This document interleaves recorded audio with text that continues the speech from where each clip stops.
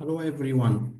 For non-Arabic speaking candidates who attended my Arabic courses, always asking for the English recording for my videos. I'm preparing this video to illustrate for people how to enable the English subtitles.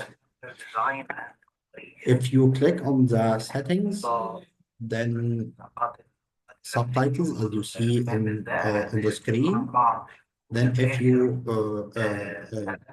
click on off, this will off the subtitles. If you want to generate some subtitles, if you click on Arabic and click on again on Arabic, auto translate and select your language, which is English.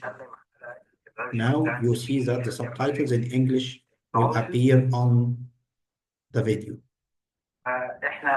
Okay, I hope this will help you and how to enable the English subtitles. Thank you very much and wish you the best of luck.